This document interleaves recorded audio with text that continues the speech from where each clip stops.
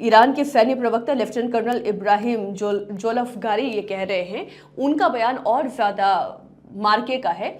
आज तक अमेरिका को इस तरीके का सीधा जवाब, या यूं कहें हमारी लोकल भाषा में झन्नाटेदार झापड़, आज तक किसी ने नहीं शब्दों के जरिए मारा है, जो सैन्य प्रवक्ता लेफ्टिनेंट कर्नल इब्राहिम कह रहे हैं।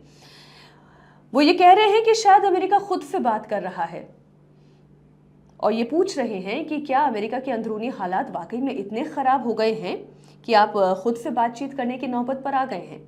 हम जैसे लोग आप जैसे लोगों के साथ कभी समझौता नहीं करेंगे, ना कभी किया है ना कभी करेंगे।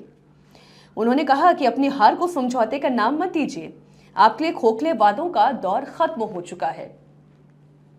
तो ये ईरान का जवाब है।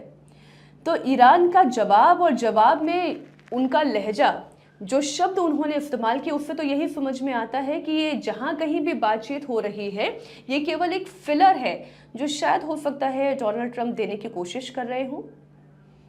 क्योंकि अगर बातचीत हो रही होती तो ईरान का ये स्टेटमेंट नहीं होता। इस बीच पाकिस्तान अचानक से उभर कर आ जाता है।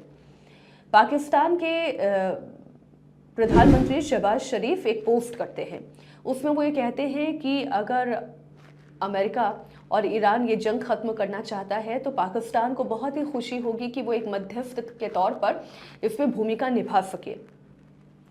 जब शहबाज शरीफ ये बात लिखते हैं तो उस पर विश्वास नहीं होता है, क्योंकि पाकिस्तान मुल्क ही ऐसा है और उसके नेता ही ऐसे हैं जिनके ऊपर विश्वास नहीं होता। लेकिन जब अमेरिकी राष्ट्रपति डोनाल्ड ट्रंप इसी बात को अपने ट्रूथ सोशल मीडिया प्लेटफॉर्म पर शेयर कर लेते हैं, तब ज़रूर ये लगता है कि शायद इस बात में वजन है, तभी डोनाल्ड ट्रंप इस बात को सेकंड कर रहे हैं। लेकिन तभी एक बड़ी खबर आती है जिससे इन तमाम मध्यस्थता के, मीडिएशन के दावों की हवा निकल जाती है। आप जानते हैं कि स्ट्रेट ऑफ हॉर्मुज में तमाम देशों के तेल टैंकर्स, वो जहाज अटके पड़े हैं। भारत अपने 4 टैंकर्स वहीं से निकाल पाने में कामयाब हो गया है। अगर वाकई में ईरान पाकिस्तान पर भरोसा कर रहा होता तो पाकिस्तान के भी गैस और तेल के टैंकर वहां से निकलने चाहिए थे। लेकिन बड़ी खबर ये आई कि पाकिस्तान के टैंकर को वहीं स्ट्रेट ऑफ हॉर्मुज पर रोक दिया गया जो कराची की तरफ आगे बढ़ रहा था, और ईरान ने कहा कि इस टैंकर को अब हम आगे की तरफ मूव नहीं करने देंगे। इसका मतलब तो यही हुआ कि ईरान को पाकिस्तान के ऊपर भरोसा नहीं है। ईरान पहले ये कह चुका था कि हम उन तमाम देशों के जहाज स्ट्रेट ऑफ हॉर्मुज से निकलने देंगे जो अमेरिका का मित्र नहीं है। इसका मतलब ये कि ईरान तो ये मानकर चल रहा है कि वो पाकिस्तान अमेरिका का मित्र है, अमेरिका का जिगरी है, इसलिए उसके जहाज को रोक दिया गया और भारत के चारों जहाज़ों को उन्होंने बड़ी आसानी से निकलने दिया। ये क्यों हुआ?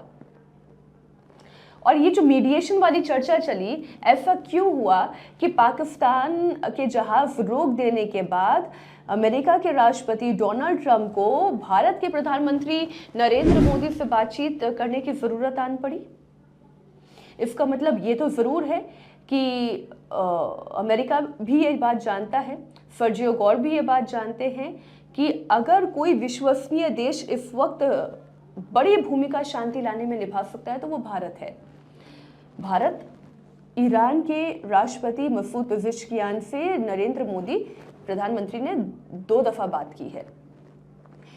4 दफ़ा वहाँ के विदेश मंत्री अब्बास अरागची से हमारे देश के विदेश मंत्री एस जयशंकर ने बातचीत की है।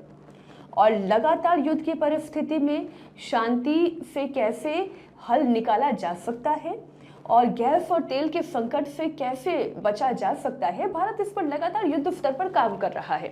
तो इतना तो तय है कि रूस भी भारत पर विश्वास करता है, ईरान भी भारत पर विश्वास करता है और अमेरिका के पास कोई ऑप्शन नहीं है, वो भी भारत पर ही विश्वास करता है। पाकिस्तान पर कोई मुल्क विश्वास नहीं करता, वरना उसके भी जहाज स्ट्रेट ऑफ हॉर्मुज से निकल जाते।